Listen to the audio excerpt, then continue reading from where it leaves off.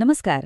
जगातील अत्यंत महत्त्वाच्या आंतरराष्ट्रीय संस्थांवरील या विशेष सखोल विश्लेषणात सर्वांचं मनपूर्वक स्वागत आहे. टीईटी, सीईटी, एमपीएससी, यूपीएससी किंवा नेटसेट परीक्षा कोणतीही असो, आंतरराष्ट्रीय संस्थांवर हमखास प्रश्न विचारले जातातच. त्यामुळे हा विषय केवळ परीक्षेसाठीच नाही, तर आपलं सामान्य ज्ञान वाढवण्यासाठीही खूप महत्त्वाचा आहे. तर मग अगदी सोप्या भाषेत हे सर्व समजून घेऊया. तर चला थेट मुख्य विषयाकडे वळूया. जरा विचार करा, दुसऱ्या महायुद्धाच्या भयानक विध्वंसानंतर संपूर्ण जगाला एकत्र कोणी आणलं असेल? एवढ्या मोठ्या संकटानंतर जिथे सगळीकडे फक्त विनाश आणि अविश्वास होता, तिथे जागतिक सहकार्याची आणि शांततेची सुरुवात नेमकी कशी झाली? याच अत्यंत रंजक प्रश्नाचं उत्तर आपण आज शोधणार आहोत. आजच्या या सत्रात आपण जागतिक व्यवस्थेचे 5 मुख्य स्तंभ अगदी थोडक्यात आणि सोप्या पद्धतीने समजून घेणार आहोत. ते म्हणजे जागतिक शांततेचा पाया, आरोग्य आणि मानवी कल्याण, जागतिक अर्थव्यवस्था आणि व्यापार, संस्कृती, कामगार आणि अन्न सुरक्षा, आणि शेवटी आंतरराष्ट्रीय न्यायव्यवस्था. चला तर मग सुरू करूया. सुरुवात करूया आपल्या पहिल्या आणि सर्वात भक्कम स्तंभापासून, UNO म्हणजेच जागतिक शांततेचा पाया. 1945 पूर्वीचं जग आणि दुसऱ्या महायुद्धाचा तो भयंकर विनाश, हे सगळं आपण जाणतोच. पण या राखेतूनच 24 ऑक्टोबर 1945 रोजी न्यूयॉर्क शहरात UNOची म्हणजेच संयुक्त राष्ट्रांची स्थापना झाली. आणि यातली सर्वात अभिमानाची गोष्ट काय माहितीये? आपला भारत याच्या संस्थापक सदस्यांपैकी एक आहे. म्हणजे अगदी सुरुवातीपासूनच भारताने या शांततेच्या प्रवासात आपलं महत्त्वपूर्ण योगदान दिलंय. आता UNO नक्की करतं काय? तर जागतिक शांतता राखणं, मानवाधिकारांचं संरक्षण करणं आणि सर्वात महत्त्वाचं म्हणजे भविष्यात पुन्हा कधीही महायुद्ध होऊ न देणं. हे प्रचंड मोठं काम करण्यासाठी त्यांच्याकडे 3 प्रमुख विभाग आहेत: महासभा, सुरक्षा परिषद आणि आंतरराष्ट्रीय न्यायालय. हे 3ही विभाग एकत्र येऊन जगाला सुरक्षित ठेवण्याचं काम करतात.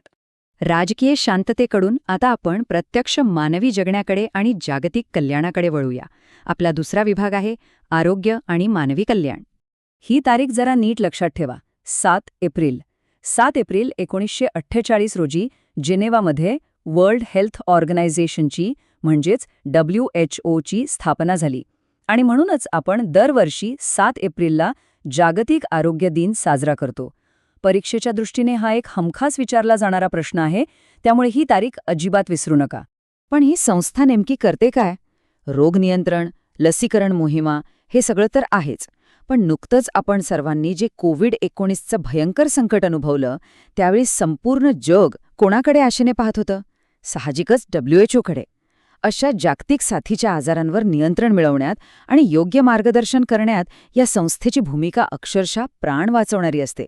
जागतिक आरोग्याकडून आता आपण समाजाच्या सर्वात नाजूक घटकाकडे येऊया, लहान मुले.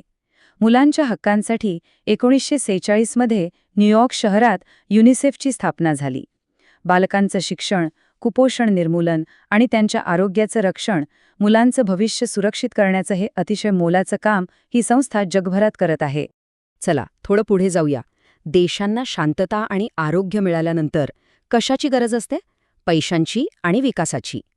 आता आपण वळतोय तिसऱ्या विभागाकडे, जागतिक अर्थव्यवस्था आणि व्यापार. आता हे अगदी सोप्या पद्धतीने समजून घेऊया. या 3 मुख्य आर्थिक संस्थांमध्ये आपला नेहमी गोंधळ उडतो. बघा, IMF म्हणजेच इंटरनॅशनल मॉनिटरी फंड 1945 मध्ये वॉशिंग्टन DC मध्ये स्थापन झाला. त्यांचं काम आहे जागतिक आर्थिक स्थैर्य आणि कर्ज पुरवठा. दुसरीकडे वर्ल्ड बँक किंवा जागतिक बँक 1944ला त्याच शहरात स्थापन झाली, पण त्यांचं मुख्य उद्दिष्ट आहे विकसनशील देशांचा विकास आणि गरिबी कमी करणं.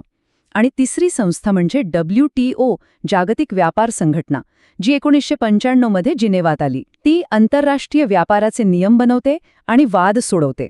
हे असे एकमेकांशी जोडून लक्षात ठेवले ना की विसरायला होत नाही.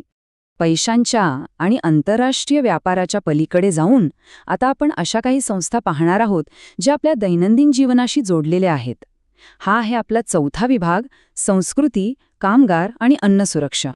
16 नोव्हेंबर 1945 रोजी पॅरिसमध्ये युनेस्कोची स्थापना झाली. या संस्थेचं मुख्य काम म्हणजे जगभरातील महत्त्वाच्या वारसास्थळांचं संरक्षण करणं.